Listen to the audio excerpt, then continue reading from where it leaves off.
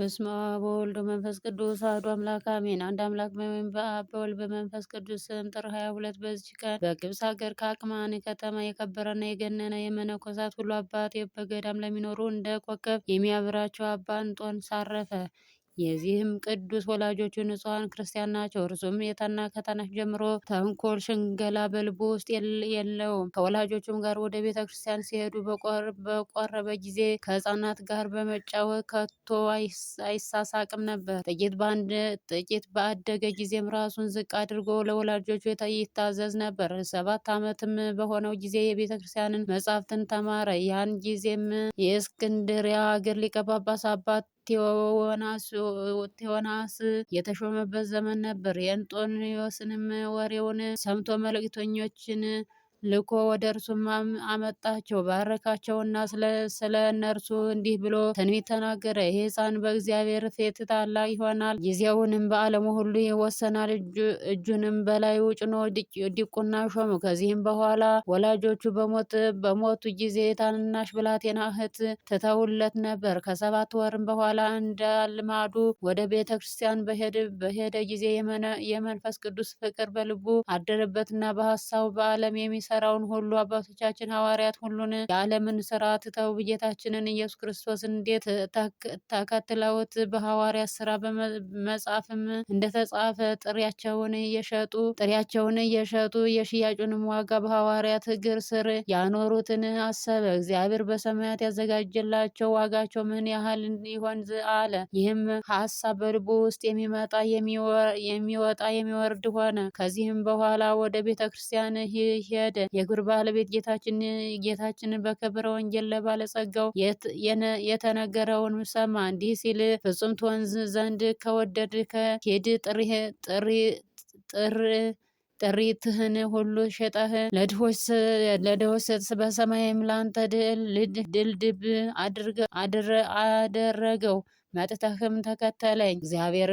ከእግዚአብሔርም ዘንድ ይህንን ሁሉ ሀሳብ አግኝቶ ይህ ቃል ስለ እነርሱ እንደተነገረ አሰበ። በዚያን ጊዜ ከቤተ ክርስቲያን ወጣ። ለአባቱም ያማረ ስፍር ሰፊ በምድር ነበረው። ለአገሩም ሰዎች ሰጣቸው። ስለ እነርሱ የተውለትም ጥሪያቸውን ሁሉ ሸጠ፣ ለድሆችና ለችግረኞች ሰጣቸው። እህቱንም ወስዶ ከደናግል ገዳም አስገባት። በዚያም ወራት የምንኩስና ልብስን ስርዓትን አልተገለጸለትም ነበር። እግዚአብሔርንም ለማገልገል ሚሻ ከመንበር ጥቂት ወጣ ብሎ ብቻውን በመቀመጥ በጾም በጸሎት ተወስኖ ይጋደላል።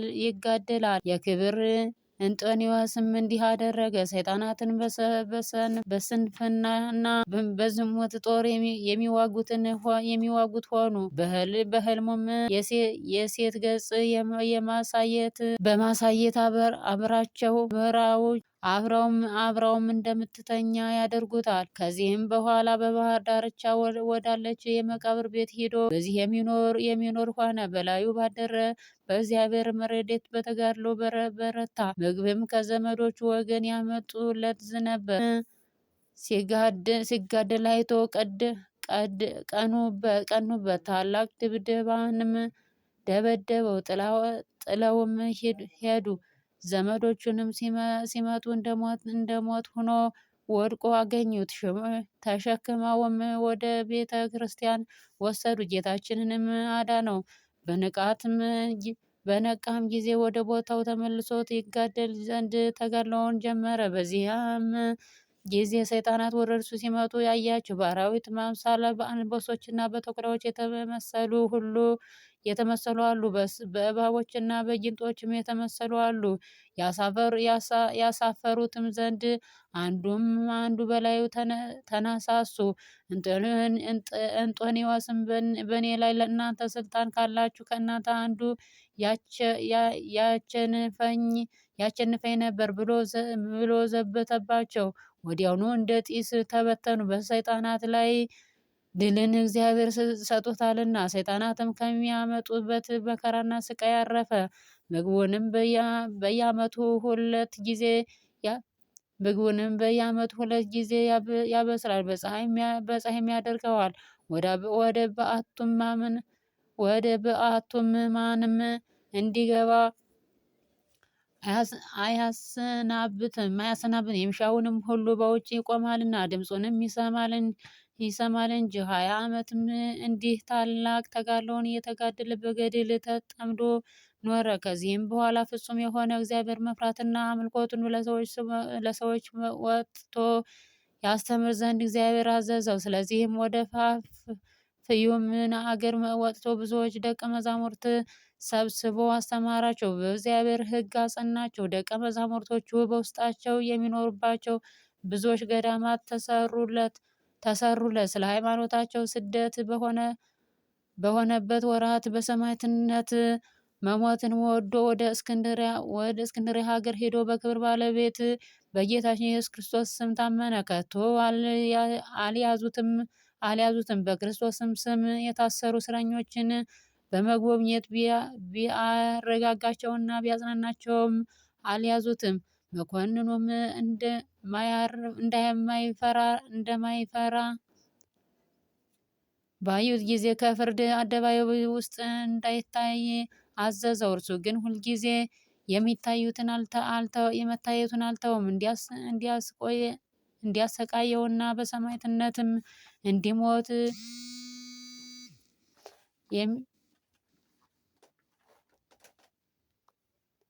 የሚያስቆጣውን ነገር ይነግረው ነበር። መኮንኑም በእርሱ ላይ ምንም ክፉ ነገር አላደረገም፣ አምላካዊ ኃይል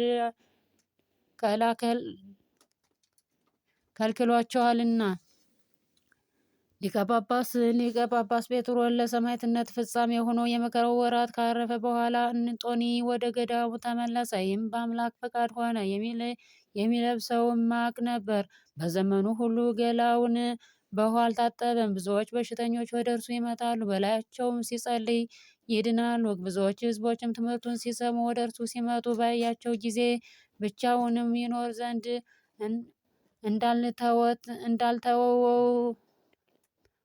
እንዳልተውት አይቶ ከእነርሱ ስለሚኖረው ነገር ልዩ እንዳይታበይ ፈራ። ከእርሱ ወደማያውቁት ቦታ ወደ ላይኛው ግብፅ ይሄድ ዘንድ ወዶ ወደ ባህሩም ወደብ ደርሶ መርከብ እየጠበቀ ተቀመጠ። ከሰማይም ወደ እርሱ ቃል መጣ፣ እንዲህም አለው፣ እንጦንዮስ ሆይ ወዳጄ ትሄዳለህ? ከዚህስ ምን ትሻለህ? አለው። እርሱም ብዙዎች ወደ እኔ ስለሚመጡ እንደምንፈልገው ለብቻ መኖር አልተቻለኝም። ስለዚህም ወደ ላይኛው ግብፅ ሄድ ዘንድ ወደድኩ አለ። ያም ቃል መልሶ እንዲህ አለው፣ ወደ ላይኛው ግብፅ ብትሄድ ድካምህ ደግሞ እጥፍ ይሆናል። ብቻህንም መኖር ከወደድህ ግን ከ3 ቀን ጎዳና ያህል ወደ ውስጠኛው በረሃ ተጓዝ። በዚያም ጊዜ በዚያች ጎዳና ሊጓዝ የሚሹ የአረብ ሰዎችን አያቸው። ወደ እርሳቸው ሄዶ አብሮአቸው ላይ ይሄድ ዘንድ ለመናቸው። እነርሱም በደስታ ተቀበሉት። ወደ አንድ እጅግ ረዥም ወደ ሆነ ተራራ እስከሚደርስ የ3 ቀን ጎዳና ተጓዘ። በዚያም የጠራና የቀዘቀዘ ውሃ አለ። ደግሞም የሰኔል የተምር እንጨቶች መቃብሮች በብዛት አሉበት። እንጦንዮስም ያንን ቦታ ወደደው። አረቦችንም ግን ምግቡን የሚያመጡለት ሆኑ። ብዙዎች የክፉ አራዊትም ነበሩ። በጸሎቱም እግዚአብሔር አስወገዳቸው። ወዲያውም ቦታ ከቶ አልተመለሱም። አንዳንድ ጊዜም ወደ ባህሩ ዳርቻ በመውጣት ደቀ መዛሙርቶቹን ጎብኝቶና አረጋግቶ በበረሃ ውስጥ ወዳለው ቦታ ይመለሳል። ከዚህ በኋላ በጻድቁ ንጉሥ ቆስጠንጢኖስ ዘንድ ዜናው በተሰማ ጊዜ በጸሎቱ ያስበው ዘንድ ንጉሡ እየለመነው ደብዳቤ ጻፈለት። የክብር እንጦንዮስ ግን ወደ ንጉሥ ደብዳቤ ዘወር አላለም። ለወገኖቹ እንዲህ አላቸው እንጂ የንጉሥ ነገሥት ደብዳቤ እነሆ በላያችን ይነበባል። ወንድሞችም እንዲህ ብለው ለመኑት፣ ይህ ንጉሥ የክርስቲያን ወገን የሚወድ ጻድቅ ሰው ነው። ደብዳቤ ጽፈህ ልታጽናናው ይገባል። ከዚህም በኋላ እያጽናናውና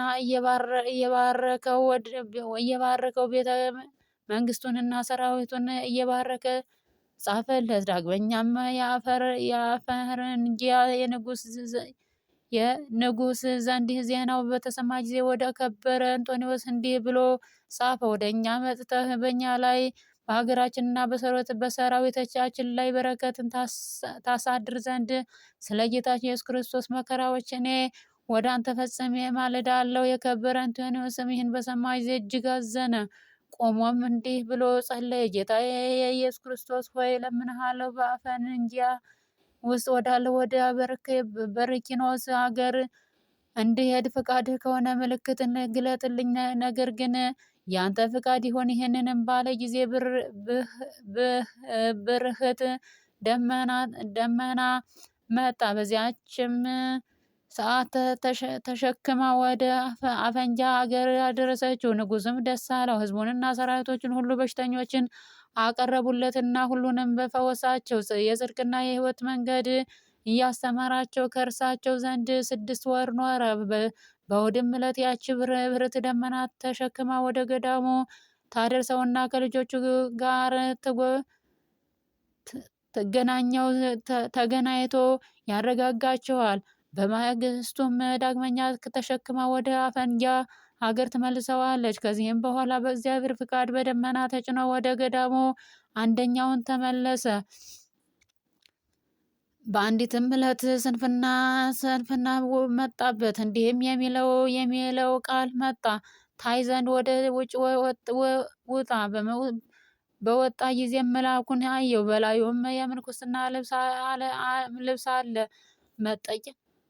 መታጠቂያ ቅናት የመስቀሉ ምልክት ያለው የቀሚስ በወገቡ አስኬማ በራስ ቁጥር አምሳልም በራሱ ላይ ቆሞ አለ። እርሱም ተቀምጦ ሰኔል ይታያል።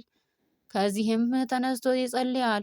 ዳግመኛም ተቀምጦ ሰኔሉን ይታታል። በየሰዓቱም እንዲህ በማድረግ ይጸልያል። ሁለተኛም እንዲህ የሚል ቃል ወደ እርሱ መጣ፣ አንጦንዮስ ሆይ እንደዚህ ስራ፣ አንተም ከስንፍና ከሰይጣናት ጦርነት ታርፋለህ። ያንን ያየውን ተቀብሎ እንዴት አስመስሎ የሚሰራ ሆነ። ከዚህም ዕለት ወዲህ ስንፍናና የሰይጣናት ውጊያ አልመጣበትም። የክብር ባለቤት ጌታችን ኢየሱስ ክርስቶስ ብዙ ጊዜ ተገልጾ አረጋግቶታል፣ አጽንቶታልም። አሁንም እንዲህ አለው፣ የመረጥሁህ አንጦንዮስ ወይ በእውነት እነግርሃለሁ፣ እኔ ስለወደድሁህ በዚህ በረሃ ውስጥ ብቻህን በመጋደልህና በማገልገል ስለ ድካም ስምህን ከፍ አደርጋለሁ። ስልጣንህንም በዓለም ዳርቻ ሁሉ ከፍ አደርገዋለሁ። ገዳማትና አድባራትም መነኮሳትን የተመሉ ሁሉም ቀኖች የዋሃን ጻድቃን እንደሚኖሩባቸው አደርጋቸዋለሁ። ይልቁንም የአንተ ገዳማት እርሱ እስከ ፍጻሜ ይኖራሉ። መታሰቢያቸውም የሚያደርገውን ሁሉ፣ ለድሆች መስዋዕትን፣ ለቤተ ክርስቲያን መባ፣ በስምህ የሚሰጠውን ሁሉ እኔ ኃጢአቱን ሁሉ እደመስስልሃለሁ። ከቶ ስቃይ አያያትም። በውስጡ ስጋህ የሚቀበርበትንና ከገዳም እጅግ ከፍ አደርገዋለሁ። በውስጡም እንደ መላእክት የሆኑ ደጋጎች መነኮሳት እንዲኖሩባት አደርጋለሁ። ከእርሳቸውም እስከ ዓለም ፍጻሜ አለቃ የሚሆን አይታጣም። የምድር ነገስታት መሳፍንትና ሹማምንትም ለገዳምህንና ፍለጋህን ለሚከተሉ ልጆች እጅ መንሻ ተሸክመው እንዲመጡ አደርጋለሁ። ጌታችንም ይህንን ከተናገሩ በኋላ ከእርሱ ዘንድ ወደ ሰማያት በታላቅ ክብር አረገ። አባ እንጦኒም ፈጽሞ ደስ አለው። ከዚህ በኋላ ስለ ቤተ ክርስቲያን መፍረስ እንዲህ ብሎ ትንቢት ተናገረ። መናፍቃን በላይዋ ይሰለጥናሉ። ከዚህም በኋላ ወደ ቀድሞ ስርዓቷ ትመለሳለች። ዳግመኛም ስለ መነኮሳት ከእርሱ እጅግ እንደሚበዙ ገዳሞችንና አድባራቶችን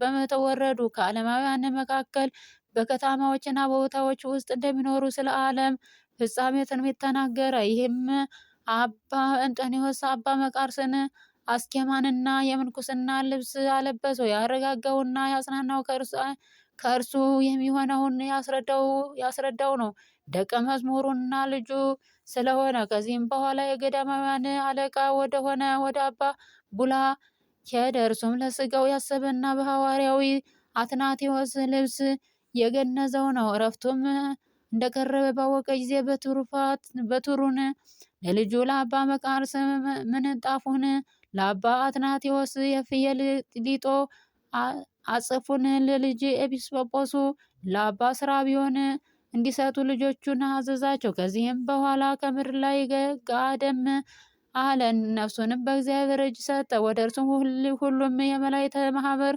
መጥተው በክብር በምስጋና ፍጹም ተድላ ደስታ ወዳለበት ዘላለማዊ እረፍት ተቀብለው አሳረጉት። ስጋውንም ግን ልጆቹ እንዳዘዛቸው ሰወሩት። እሱ የቅዱሳን ሰማዕታት ስጋቸው የሚገልጡትን ይገልጽላቸው ነበርና ስለ እርሱ ስጋ ብዙ ገንዘብ እስከ መቀበል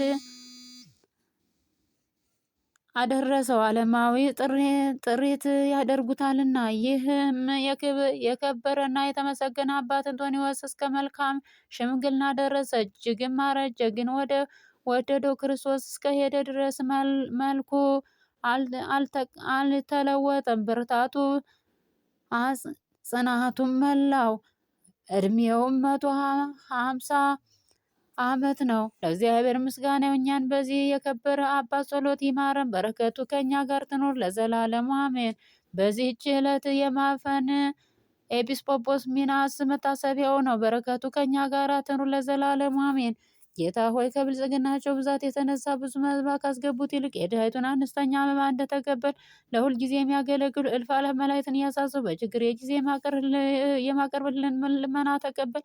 እናንተም ቅዱሳን ነቢያት፣ የወንጌል ሰባኪ ሐዋርያት፣ ሰማዕታትና ጻድቃን፣ ትጉሃን መላእክት፣ ፍጹማን ደናግል፣ እንዲሁም ደጋጎች መነኮሳት ወይ ልጅ አዋቂ ሳትለይ የምንሰበሰብባትን የጉባኤ ቦታ ባርኩ። ይህንንም መጽሐፍት ወረቀት አዘጋጅቶ ብራና ደምጦ ያጻፈውን ከግዕዝ ወደ አማርኛ የተረጎመውን ቃለ ንባቡን በእርጋታ መንፈስና በተመስጦ ሕሊና ያዳመጠ በደለኛን ሁሉ የምታስምር በጌታ እናቱ ማርያም ጸሎት ኢየሱስ ክርስቶስ በአንድነት ይማረን። ኢየሱስ ክርስቶስ በአንድነት ይማረን። ኢየሱስ ክርስቶስ በአንድነት ይማረን ለዘላለሙ አሜን።